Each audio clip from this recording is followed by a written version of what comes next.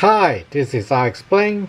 This time I will explore the Borr and Gridman Calibur from the SSSS.Gridman Super Minipla.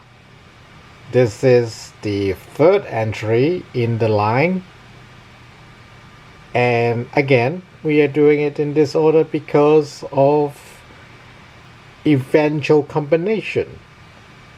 Now, before we get a closer look at the Borr and the Gridman Calibur, let's start with the sticker. You will see I use a lot more sticker this time, but there are still a lot of them left on the sheet, and that is because it is not very agreeable, which we will see on the Borr very soon. The Borr is a drilling machine, drilling tank,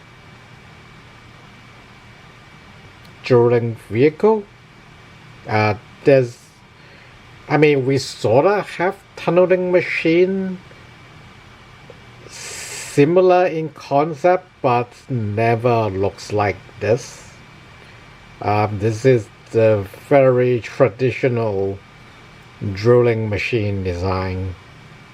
Anyways, start looking and you see here there's a bubble, and here where the sticker just wrinkles this bite, it is very flat and not a very steep angle. Sure, my technique is not perfect, but or how unagreeable they are. Now, while I did not use, we'll see more how, as we use more foam on this thing, that it looks fine without all the colors. Like the power drill, it looks fine without the red. Now the bottom, I actually skip a few of the combination parts because there are enough locking tabs on this thing to be stable.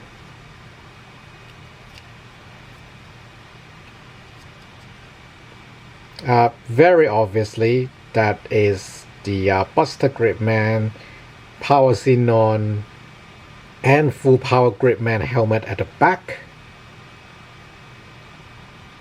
But, it looks unobtrusive enough in this mode. So not too bad at holding everything on itself.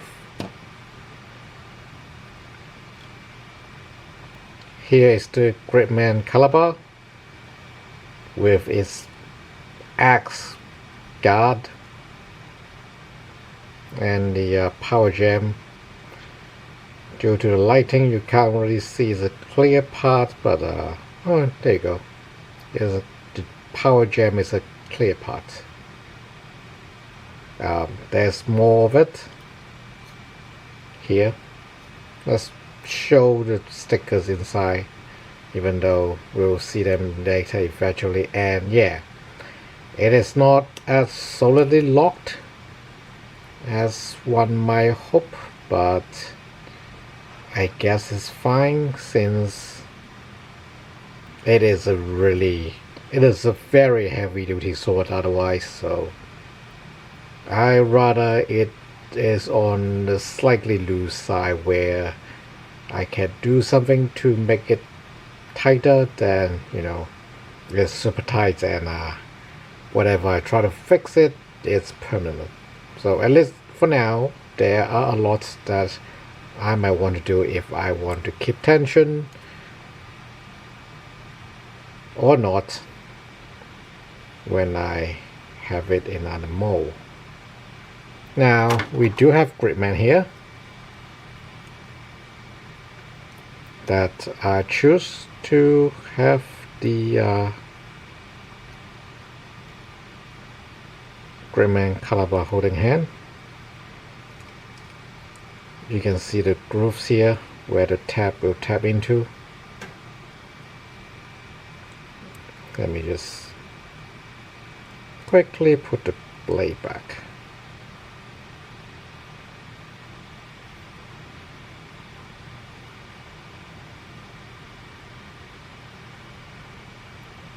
It is a very big sword, even for Gridman.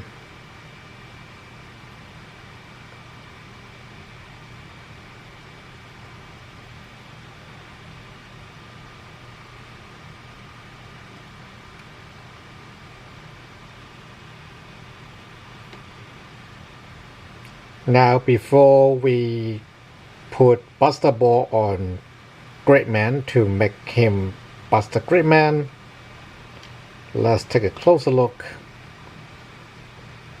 at the spare, well, not quite spare parts. These are parts that will be used for combinations. This is obviously the longer blade for the Gridman Calibur. This is for power xenon with the other mode. And then these are hoops and tabs that you can store on Buster Borr, but not necessary to keep it in one piece as we have seen. And here is Buster Gridman.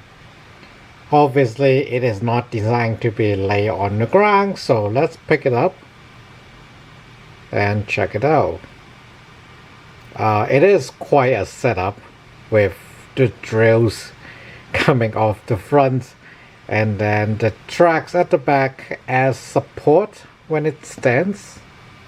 So despite having a gigantic head and a pair of drills added and a massive chest piece added, it is very stable thanks to the extra tracks. They are just coming off the giant chest piece, which I don't know if it will do that later after we do the decombination, but yeah, for now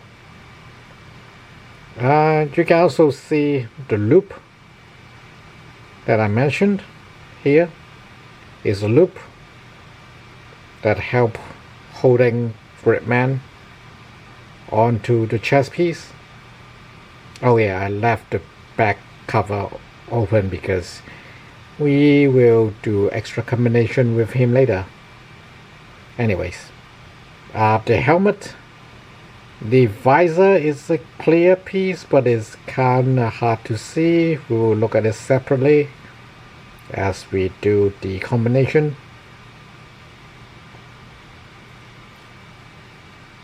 Pretty much just as is put onto Gridman, although the mouthpiece for power xenon need to come off.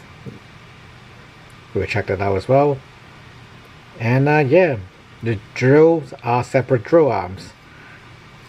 And here are the tabs that I mentioned that holding it together.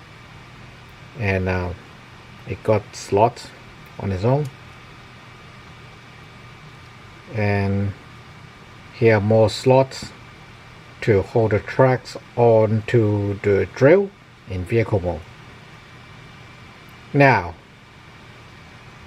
Buster Gridman have Buster mode too, where the drills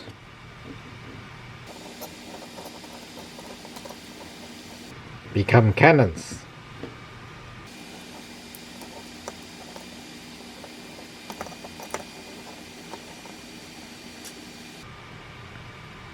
The tracks also have missile banks in them. Let's put them forward as well.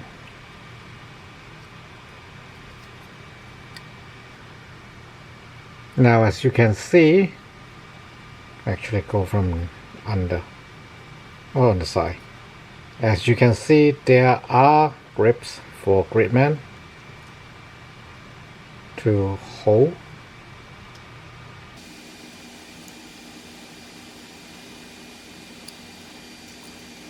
To operate the missile banks. So this is Gridman or Buster Gridman bus mode.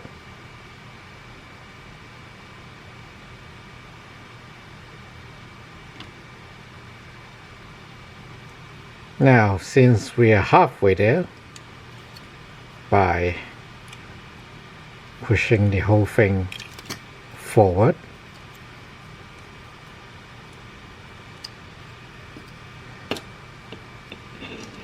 here is Buster Borr in bus mode. Here is the combination tab that we talked about, and you can now see how the helmet is.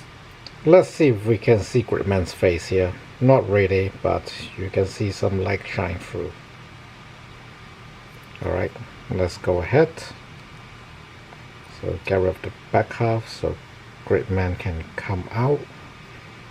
And take a closer look at the helmet. The visor is in this very dark blue that doesn't really like to shine through, but it's pretty cool. And yeah, here, because the left and right half of the helmet is clamshell together, and there's a gap for this lens. And if I want to, like, this is me trying to get the sticker stick on as well as possible. Like in some light you don't see it, but it is pretty clear that there's a groove on it. But I guess this is fine for power xenon, since really we don't really know how these lenses operate, so who knows. Let's put the helmet back in one piece for now.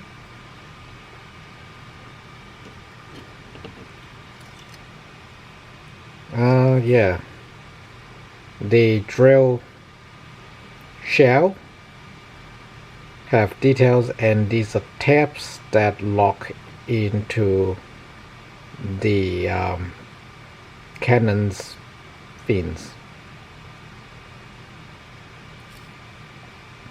And yeah, the drill can spin freely and come out, I guess, as a projectile.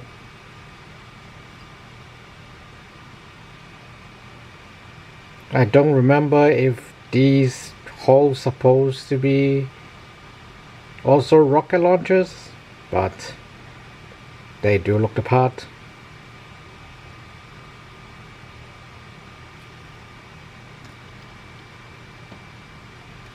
So here it is, Buster Borr and Gridman Calibur. Gridman not included, only from the series. Despite being pretty much a spider of a support mech, Buster Borr is pretty solid. Oh yeah, also let's take a look at the back of Buster Borr. Like, we see the tracks, the inner workings of the track. Well, not in here. We see the inside of the tracks before when I show the tabs, but yeah, otherwise they're still fully sculpted. The back of the chest panel is still sculpted. It is not intricate, but there are enough that you will go, huh, this is detailed. And I want to mention how these gray parts are stickers. That's why you see a bit of overflow on the edge. Partly it is a skill issue, but it is also the stickers being not very agreeable in the first place. In fact, it is so unagreeable that the camera can focus on the smooth plastic but not the stickers. But yeah, very solid. Like you can see how it is holding on single pegs but still remains solid. That is somewhat thanks to, if we can see it, this is somewhat thanks to the Super Minipla's hexagon socket for their pegs, so you got a bit of a lock and some tension. Now obviously these would wear out, but they are just plastic, so you can put in some PVA glue to get some tension back, or other similar clear, should I say lamination or protection fluid for it. And conversely, if you're worried about you breaking them by being too rough, you can add lubricant in those joints. Somewhat odd how the large area of the Buster Borr's cockpit is not painted like the center of the chest, nor was it a separate color piece, because the part count otherwise isn't that many. So not sure why that's that, but I guess I'm glad the missile bank covers are in separate colors, so it does look nice in vehicle mode or regular Buster Gridman mode. Of course, separate colors for the cannon tips and the drill bits. Yeah, overall, I think I will put the price comparison later when we get to the end. But I think this is fair game for a candy toy, despite being somewhat higher price point. Thanks for watching.